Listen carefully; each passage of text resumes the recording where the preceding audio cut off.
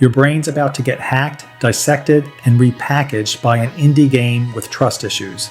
Welcome to Gaming Demon, the only channel that lovingly dismantles games like Eriksholm so you can make smart purchases, or lose your sanity in style. Today we're deep diving into Eriksholm, the Stolen Dream, a narrative-rich, paranoia-soaked stealth puzzle trip that asks, what if your memories lied to you, and then blamed you for it? This is your full before you buy. We're going beyond gameplay. We're diving into memory manipulation, stealth systems, broken identities, and just how stylish an existential crisis can get when rendered in Unreal Engine. Let's begin with the setting. Eriksholm is a retro-futuristic Nordic city where authoritarian regimes control citizens not with weapons, but with dreams. Yes, literal dreams, harvested, modified, reinstalled nightly like firmware updates for the soul. You play as Hannah, once a government engineer, now a rogue dream hacker.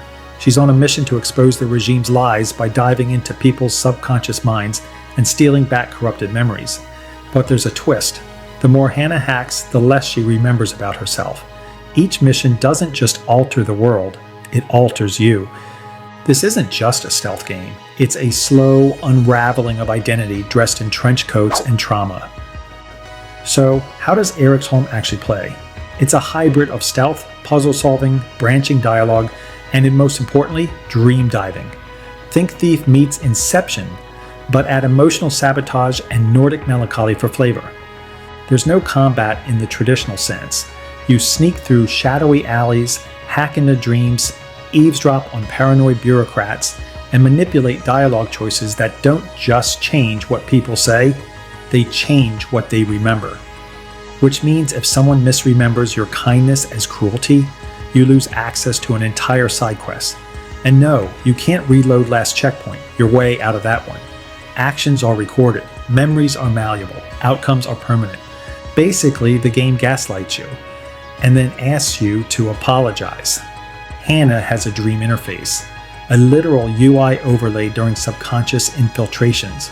You can tag emotional triggers, trace neural pathways, and disable mental firewalls to expose buried truths or plant subtle lies. You're not just reading minds, you're rewriting them. One mission lets you convince a corrupt official that they already resigned, and if done right, they believe it, pack up their office, and leave. Confused but satisfied. Peak dream logic. What's the wildest non-combat solution you've ever pulled off in a game? Comment below. Bonus points if it made you feel like a therapist or a villain. Puzzles in Eriksholm are mostly mental. No color matching or turning gears endlessly. You decipher memory logs, crack dream encryption patterns, and occasionally reconstruct broken personalities to get key intel. It's cerebral, it's slow, and it's absolutely not for everyone. If you hate reading subtitles and love shooting things, this game will feel like your sleep paralysis demon made homework. Now let's talk vibes. Eriksholm's world is a gorgeous nightmare. A picture heavy fog, rusted stairwells, humming neon lights, and those clunky analog sci-fi computers with glowing dials and just a hint of soul-crushing despair. The color palette is a cold mix of blues, grays, and sickly greens. Everything feels damp, lived in, and ever so slightly unreal, like the city itself is having a dream and you're just visiting. The visuals shift depending on whether you're in reality or a dream layer. In dreams, architecture bends, faces melt slightly, gravity forgets what it's doing, and light sources flicker in time with whispered dialogue. At one point I walked into an alley and the shadows whispered my name backwards. I shut the game off and reconsidered my life choices. And don't even get me started on the dream glitches. Buildings that loop, doors that vanish, NPCs that finish your sentences from across the map. It's creepy, brilliant, and unnerving in all the right ways. Sound design? Stunning. The soundtrack blends analog noise, breathy vocals, reverse lullabies, and low-frequency pulses that kick in whenever the world starts to break. Headphones aren't recommended. They're required. Voice acting is sparse but impactful. NPCs often whisper or speak in half sentences, like they know more than they're allowed to say. Some lines repeat across multiple characters, as if the city itself is trying to talk to you through its people. What's a game where the audio made you actually pause and look around your room? Drop it below. I need to know I'm not the only one checking behind my monitor.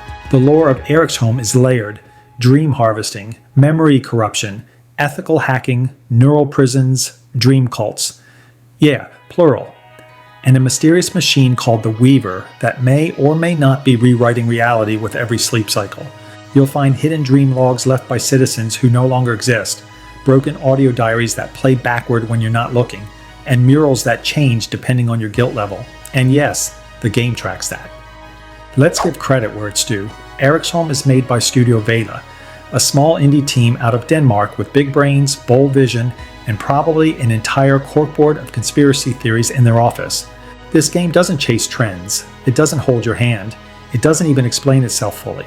And that's what makes it work. It respects your intelligence and then messes with it mercilessly. The design philosophy here is clear: immersion through destabilization. Eriksholm doesn't want you comfortable. It wants you invested, uncertain, and maybe a little paranoid by the time credits roll. Studio Vela basically said, what if we weaponize ambiguity, and sold it on Steam? Now, theories. Oh boy. Some players believe Hannah doesn't exist. She's just a fractured personality trapped in someone else's dream.